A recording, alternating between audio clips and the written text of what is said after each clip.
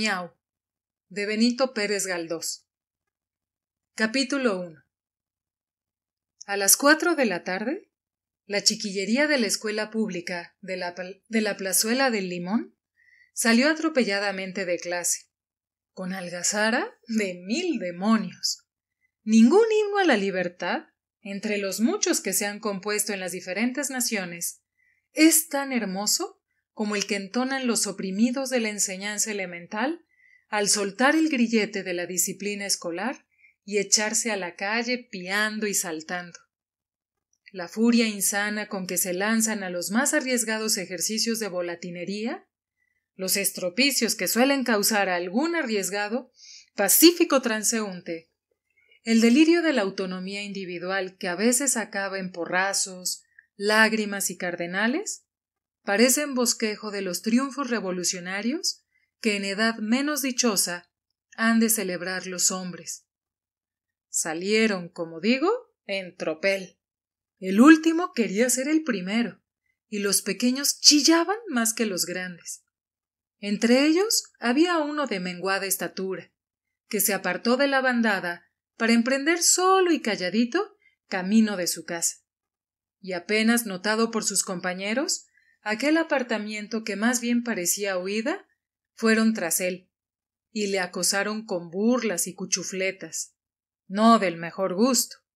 Uno lo cogía del brazo, otro le refregaba la cara con sus manos inocentes, que eran un dechado completo de cuantas porquerías hay en el mundo. Pero él logró desasirse. ¿Y pies? ¿Para qué os quiero? Entonces, 2 o 3 de los más desvergonzados le tiraron piedras, gritando ¡miau! Y toda la partida repitió con infernal zipizape ¡miau! ¡miau! El pobre chico, de este modo burlado, se llamaba Luisito Cadalso, y era bastante mezquino de talla, corto de alientos, descolorido, como de 8 años, quizá de 10, tan tímido que esquivaba la amistad de sus compañeros, temeroso de las bromas de algunos, y sintiéndose sin bríos para devolverlas. Siempre fue el menos arrojado en las travesuras, el más soso y torpe en los juegos, y el más formalito en clase, aunque uno de los menos aventajados, quizás porque su propio encogimiento le impidiera decir bien lo que sabía o disimular lo que ignoraba. Al doblar la esquina de las Comendadoras de Santiago para ir a su casa, que estaba en la calle de Quiñones, frente a la cárcel de mujeres, uniósele uno de sus condiscípulos, muy cargado de libros, la pizarra a la espalda, el pantalón hecho una pura rodillera, el calzado con tragaluces, boina azul en la pelona y el hocico muy parecido al de un ratón. Llamaban al tal Silvestre Murillo, y era el chico más aplicado de la escuela y el amigo mejor que Cadalso tenía en ella.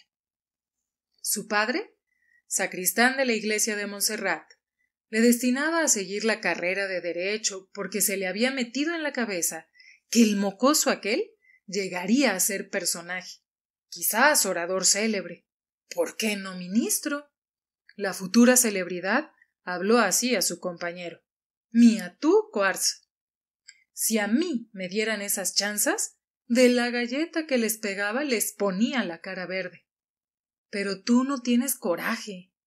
Yo digo que no se deben poner motes a las personas. ¿Sabes tú quién tiene la culpa? Pues Posturitas, el de la casa de empréstamos.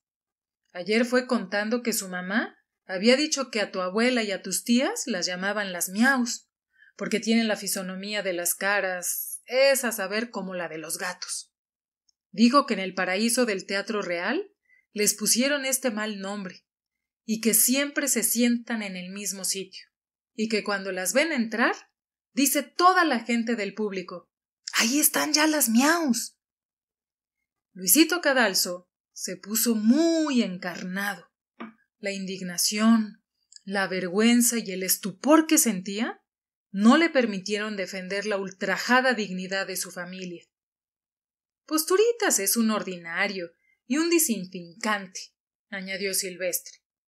Y eso de poner motes es de tíos. Su padre es un tío, su madre una tía, y sus tías unas tías.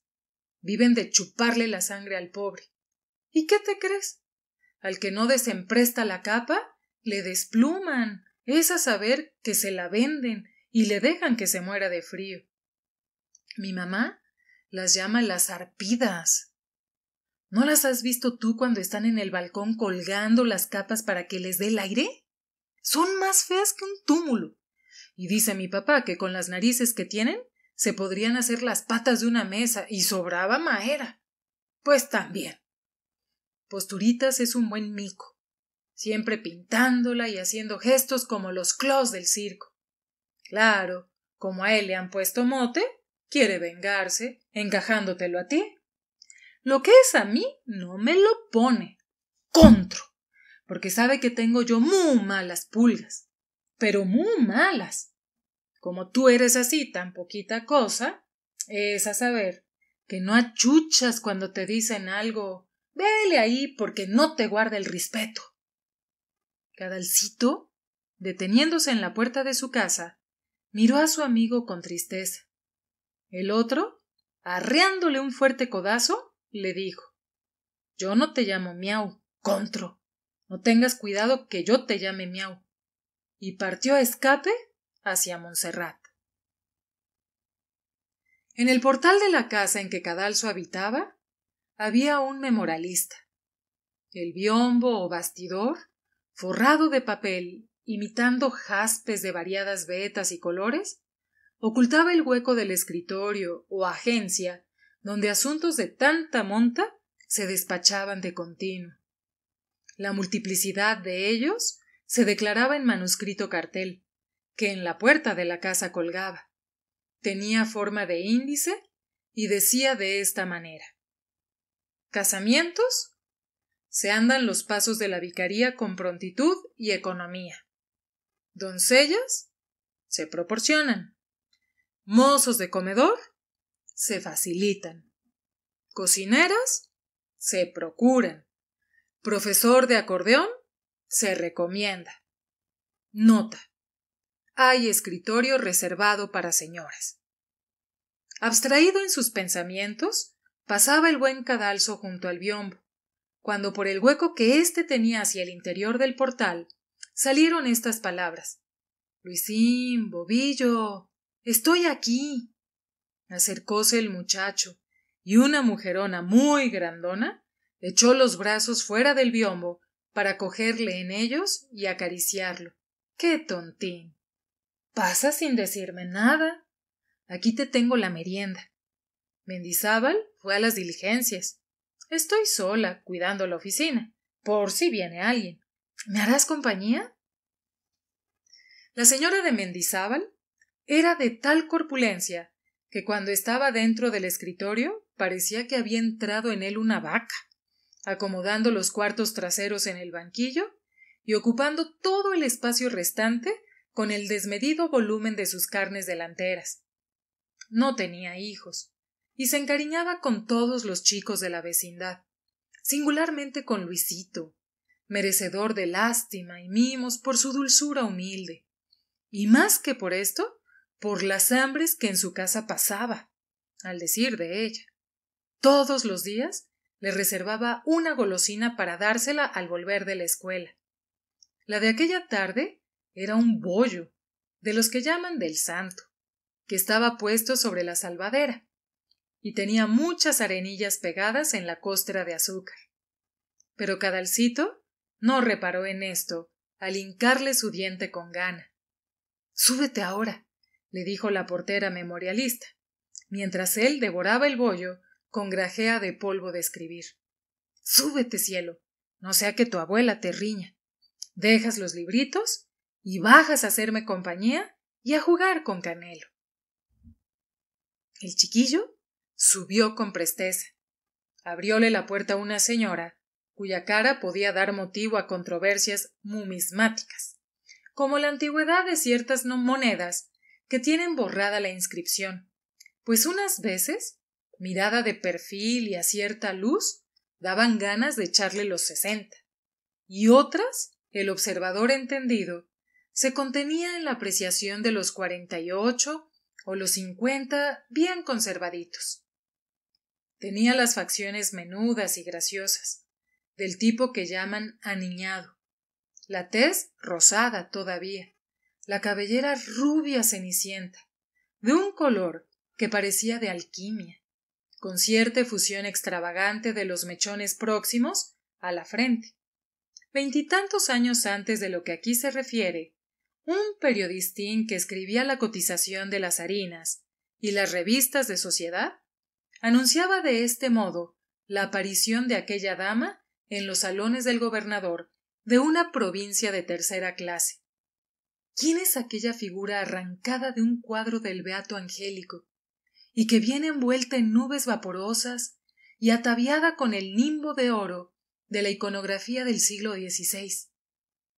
Las vaporosas nubes eran el vestidillo de gasa que la señora de Villamil encargó a Madrid por aquellos días, y el áureo nimbo, el demonio me lleve si no era la efusión de la cabellera, que entonces debía de ser rubia, y por tanto cotizable a la par, literariamente, con el oro de Arabia.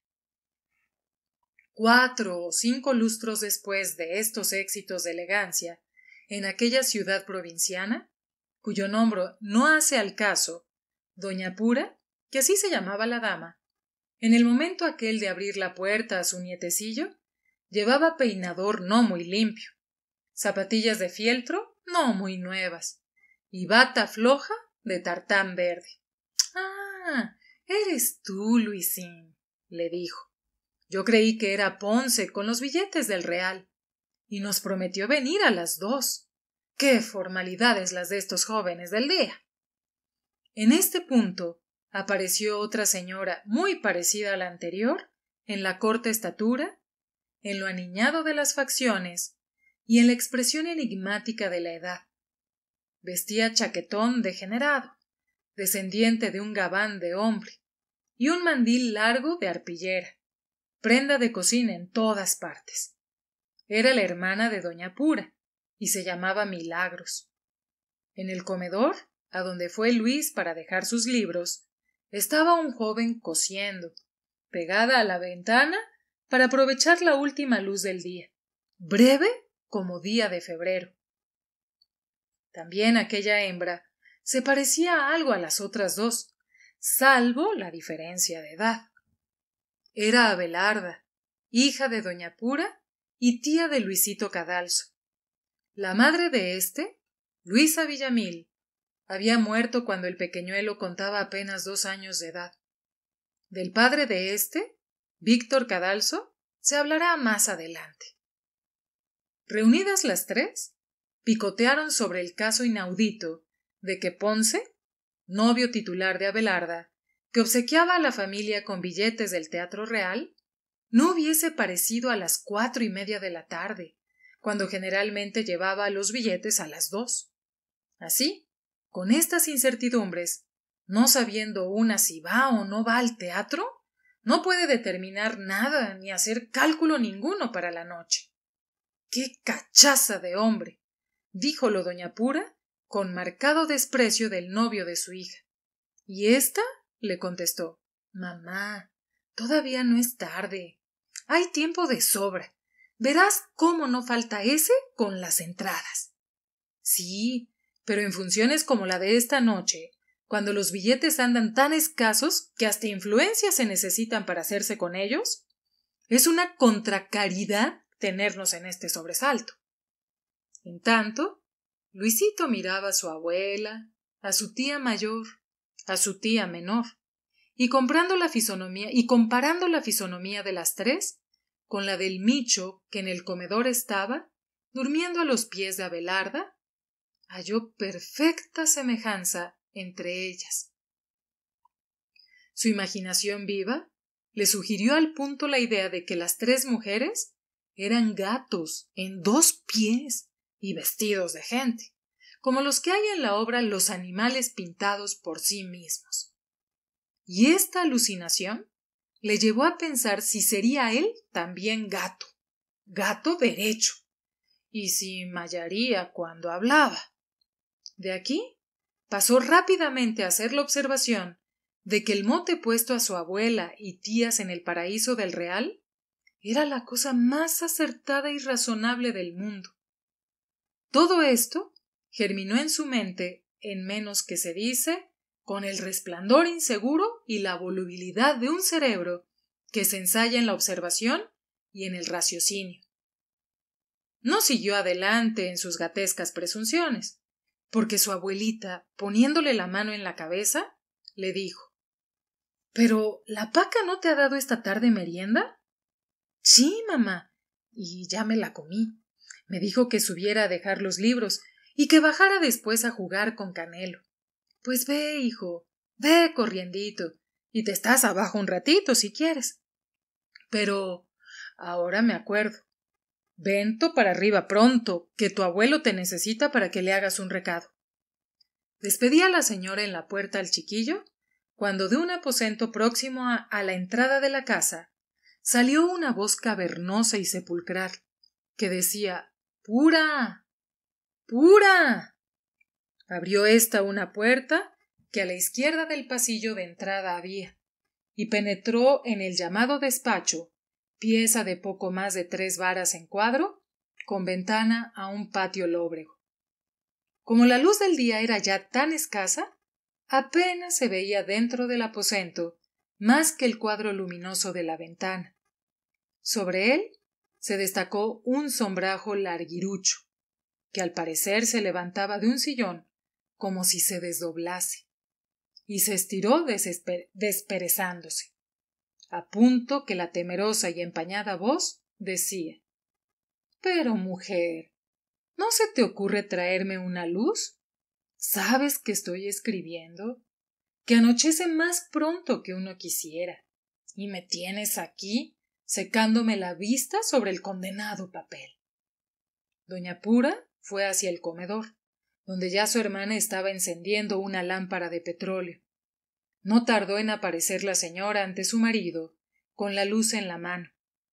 La reducida estancia y su habitante salieron de la oscuridad, como algo que se crea surgiendo de la nada.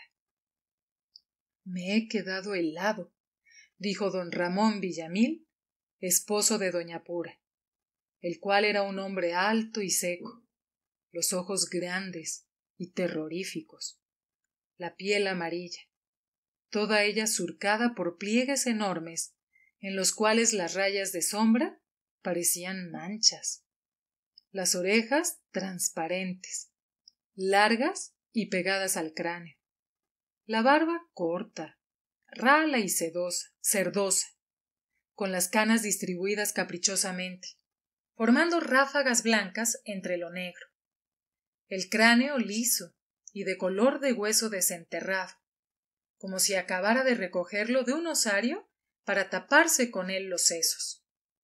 La robustez de la mandíbula, el grandor de la boca, la combinación de los 3 colores, negro, blanco y amarillo, dispuestos en rayas, la ferocidad de los ojos negros, inducían a comparar tal cara con la de un tigre viejo y tísico, que después de haberse lucido en las exhibiciones ambulantes de fieras, no conserva ya de su antigua belleza más que la pintorreada piel.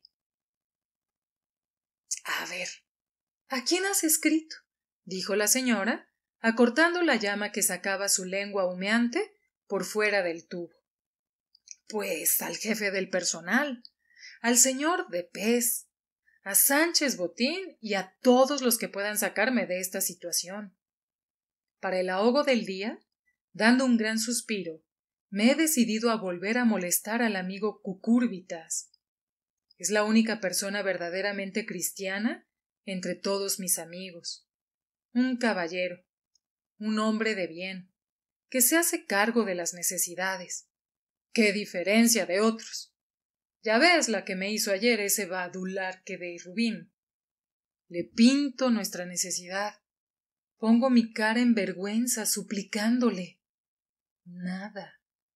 Un pequeño anticipo y Sabe Dios la hiel que uno traga antes de decidirse, y lo que padece la dignidad. Pues ese ingrato, ese olvidadizo, a quien tuve de escribiente en mi oficina, siendo yo jefe de negociado de cuarta, ese desvergonzado que por su audacia ha pasado por delante de mí, llegando nada menos que a gobernador, tiene la poca delicadeza de mandarme medio duro. Villamil se sentó, dando sobre la mesa un puñetazo que hizo saltar las cartas, como si quisieran huir atemorizadas. Al oír suspirar a su esposa, irguió la amarilla frente y con voz dolorida prosiguió así: en este mundo no hay más que egoísmo, ingratitud, y mientras más infamias se ven, más queda por ver. Como ese Bigardón de Montes, que me debe su carrera, pues yo le propuse para el ascenso en la Contaduría Central. ¿Creerás tú que ya ni siquiera me saluda? Se da una importancia que ni el ministro, y va siempre adelante. Acaban de darle 14,000. Cada año su ascencito. Y ole morena. Este es el premio de la adulación y la bajeza. No sabe palotada de administración. No sabe más que hablar de casa con el director, y de la galga y del pájaro, y qué sé yo qué. Tiene peor ortografía que un perro, y escribe hacha sin H, y echar con ella. Pero en fin, dejemos a un lado estas miserias. Como te decía, he determinado acudir otra vez al amigo Cucúrbitas. Cierto que con este van ya 4 o 5 envites, pero no sé ya a qué santo volverme. Cucúrbitas comprende al desgraciado, y le compadece porque él también ha sido desgraciado. Yo le he conocido con los calzones rotos, y en el sombrero 2 dedos de grasa. Él sabe que soy agradecido. ¿Crees tú que se le agotará la bondad? Dios tenga piedad de nosotros, pues si este amigo nos desampara, iremos todos a tirarnos por el viaducto. Dio Villamil un gran suspiro, clavando los ojos en el techo. El tigre inválido se transfiguraba.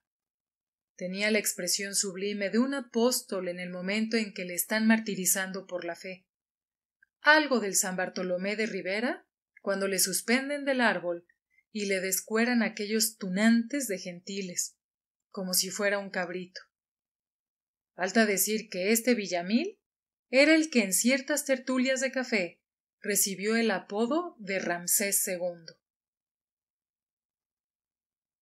Bueno, dame la carta para Cucúrbitas, dijo doña Pura, que acostumbrada a tales jeremiadas, las miraba como cosa natural y corriente. Irá el niño volando a llevarla. Y ten confianza en la providencia, hombre, como la tengo yo. No hay que amilanarse, con risueño optimismo. ¿Me ha dado la corazonada? Ya sabes tú que rara vez me equivoco. La corazonada de que en lo que resta del mes te colocan.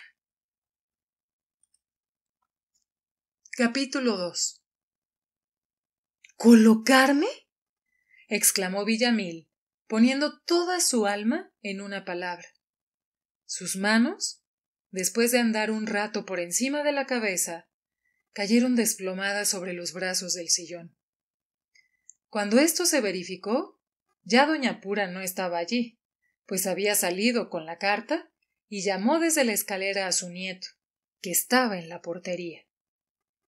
Ya eran cerca de las 6 cuando Luis salió con el encargo, no sin volver a hacer escala breve en el escritorio de los memorialistas. Adiós, rico mío, le dijo Paca besándole. Ve prontito para que vuelvas a la hora de comer. Leyendo el sobre.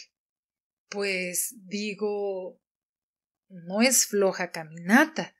De aquí a la calle del amor de Dios. ¿Sabes bien el camino? ¿No te perderás? ¿Qué se había de perder? Contro. si más de 20 veces había ido a la casa del señor Cucúrbitas y a las de otros caballeros con recados verbales o escritos.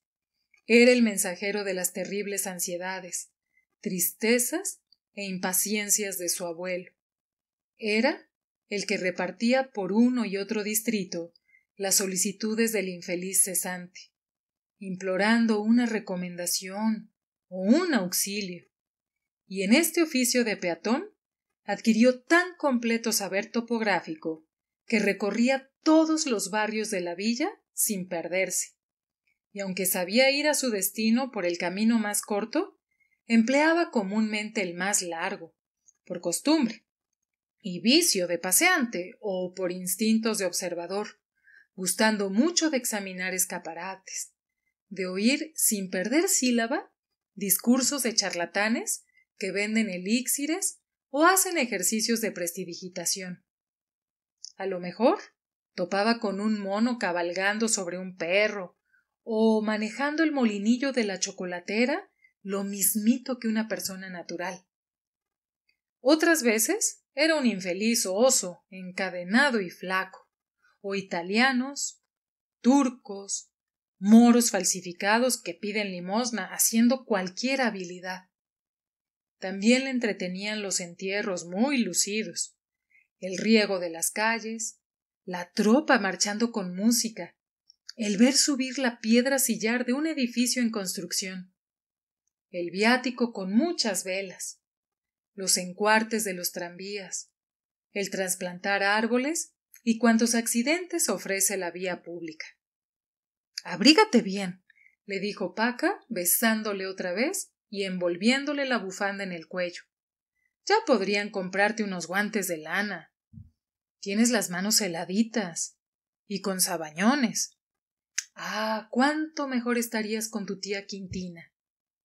Vaya, un beso a Mendizábal y Alá. Canelo irá contigo.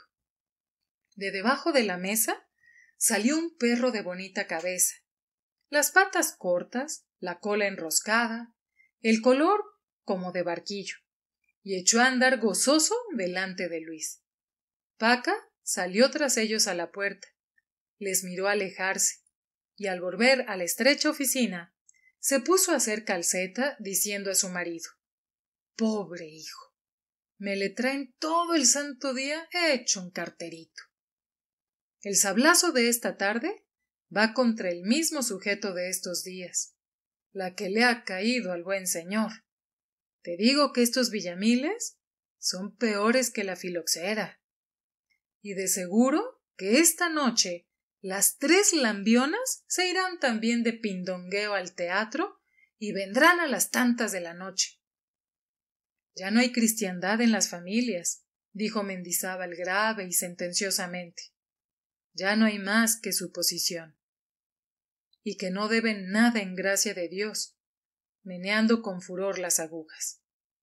El carnicero dice que ya no les fía más, aunque le ahorquen. El frutero se ha plantado, y el del pan lo mismo, pues si esas muñeconas supieran arreglarse y pusieran todos los días, si a mano viene una cazuela de patatas, pero Dios nos libre, ¿patatas ellas? ¡Ay, pobrecitas! El día que les cae algo, aunque sea de limosna, ya las tienes dándose la gran vida y echando la casa por la ventana. Eso sí, en arreglar los trapitos para suponer no hay quien les dé la frente. Y no hay quien les gane. La doña Pura se pasa toda la mañana de Dios enroscándose las greñas de la frente. Y la doña Milagros le ha dado ya 4 vueltas a la tela de aquella eternidad de vestido, color de mostaza para sinapismos. Pues digo, la antipática de la niña no para de echar medias suelas al sombrero, poniéndole cintas viejas, o alguna pluma de gallina, o un clavo de cabeza dorada de los que sirven para colgar láminas. Suposición de suposiciones. Consecuencias funestas del materialismo, dijo Mendizábal, que solía repetir las frases del periódico a que estaba suscrito. Ya no hay modestia, ya no hay sencillez de costumbres. ¿Qué se hizo de aquella pobreza honrada de nuestros padres?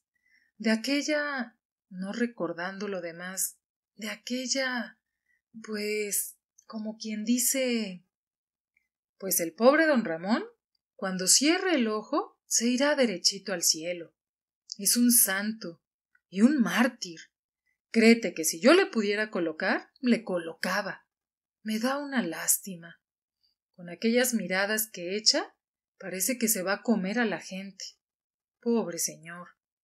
Y se le comería a una, no por maldad, sino por puras hambres, clavándose en el pelo la cuarta aguja. Da miedo verle. Yo no sé cómo el señor ministro, cuando le ve entrar en las oficinas, no se muere de miedo y le coloca por perderle de vista. Villamil, dijo Mendizábal con suficiencia, es un hombre honrado, y el gobierno de ahora es todo de pillos. Ya no hay honradez, ya no hay cristiandad, ya no hay justicia. ¿Qué os lo que hay? Ladronicio, irreligiosidad, desvergüenza.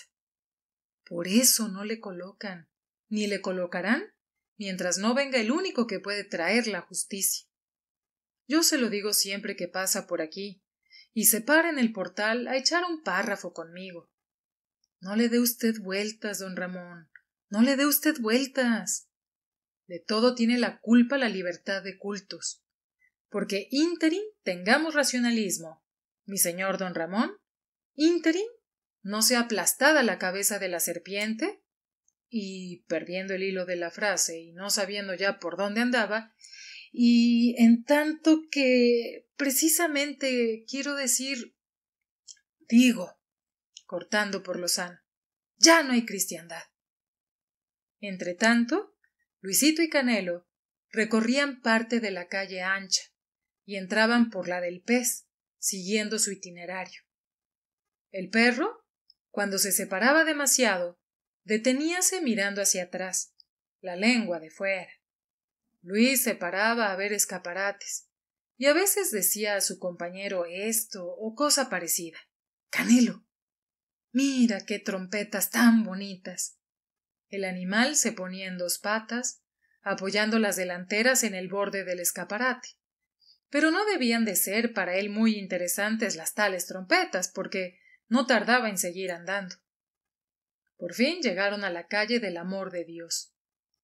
Desde cierta ocasión en que Canelo tuvo unos ladridos con otro perro, inquilino en la casa de Cucúrbitas, adoptó el temperamento prudente de no subir y esperar en la calle a su amigo. Este subió al segundo, donde el incansable protector de su abuelo vivía, y el criado que le abrió la puerta púsolo aquella noche muy mala cara. El señor no está. Pero Luisito, que tenía instrucciones de su abuelo para el caso de hallarse ausente la víctima, dijo que esperaría. Ya sabía que a las 7, infaliblemente, iba a comer el señor don Francisco Cucúrbitas. Sentóse el chico en el banco del recibimiento. Los pies no le llegaban al suelo, y los balanceaba como para hacer algo con que distraer el fastidio de aquel largo plantón. El perchero, de pino imitando roble viejo, con ganchos dorados para los sombreros, su espejo y los huecos para los paraguas, le habían producido en otro tiempo gran admiración, pero ya le era indiferente. No así el gato, que de la parte interior de la casa solía venir a enredar con él. Aquella noche debía de estar ocupado el Micho, porque no aportó por el recibimiento. Pero en cambio vio Luis a las niñas de Cucúrbitas, que eran simpáticas y graciosas. Solían acercarse a él, mirándole con lástima o con desdén, pero nunca le habían dicho una palabra halagueña. La señora de Cucúrbitas, que a Luis le parecía, por lo gruesa y redonda, una imitación humana de elefante Pizarro, tan popular entonces entre los niños de Madrid, solía también dejarse rodar por allí, y ya conocía bien Cadalcito sus pasos lentos y pesados. La señora llegaba al ángulo que el pasillo de la derecha formaba con el recibimiento, y desde aquel punto miraba con recelo al mensajero. Después se internaba, sin decirle una palabra. Desde que el chico la sentía venir, se levantaba rígido, como un muñeco de resortes, recordando las lecciones de urbanidad que le había dado su abuelo. ¿Cómo está usted? ¿Cómo lo pasa usted? Pero la mole aquella, rival en corpulencia de Paca la memorialista, no se dignaba contestarle, y se alejaba haciendo estremecer el suelo como la máquina de apisonar que Luis había visto en las calles de Madrid. Aquella noche fue muy tarde a comer el respetable Cucúrbitas. Observó el nieto de Villamil que las niñas estaban impacientes. La causa era que tenían que ir al teatro y deseaban comer pronto. Por fin sonó la campanilla, y el criado fue presuroso a abrir la puerta, mientras las pollas, que conocían los pasos del papá y su manera de llamar, corrían por los pasillos dando voces para que se sirviera la comida. Al entrar el señor y ver a Luisín, dio a entender con ligera mueca su desagrado. El niño se puso en pie, soltando el saludo como un tiro a boca de jarro, y Cucúrbitas, sin contestarle, metióse en el despacho. Cadalcito, aguardando a que el señor le mandara pasar, como otras veces, vio que entraron las hijas dando prisa a su papá, y oyó a éste decir: «Al momento voy. Que saquen la sopa». Y no pudo menos de considerar cuán rica sopa sería aquella que a sacar iban. Esto pensaba cuando una de las señoritas salió del despacho y le dijo: «Pasa tú». Entró gorra en mano, repitiendo su saludo, al cual se dignó al fin contestar don Francisco con paternal acento. Era un señor muy bueno, según opinión de Luis, el cual, no entendiendo la expresión ligeramente ceñuda que tenía en su cara lustrosa el próvido funcionario, se figuró que haría aquella noche lo mismo que las demás. Cadalcito recordaba muy bien el trámite. El señor de Cucurbitas, después de leer la carta de Villamil, escribía a otra, o, sin escribir nada, sacaba de su cartera un billetito verde o encarnado, y metiéndolo en un sobre, se lo daba y decía: «Anda, hijo, ya estás despachado». También era cosa corriente sacar del bolsillo duros o pesetas, hacer un lío y dárselo, acompañando su acción de las mismas palabras de siempre, con esta añadidura: «Ten cuidado, no lo pierdas, o no te lo robe algún tomador, mételo en el bolsillo del pantalón. Así, guapo mozo, anda, anda con Dios». Aquella noche, ¡ay!, en pie, delante de la mesa de ministro, observó Luis que don Francisco escribía una carta frunciendo las peludas cejas, y que la cerraba sin meter dentro billete ni moneda alguna. Notó también el niño que al echar la firma daba mi hombre un gran suspiro, y que después le miraba a él con profundísima compasión. «Que usted lo pase bien», dijo Cadalcito, cogiendo la carta, y el buen señor le puso la mano en la cabeza.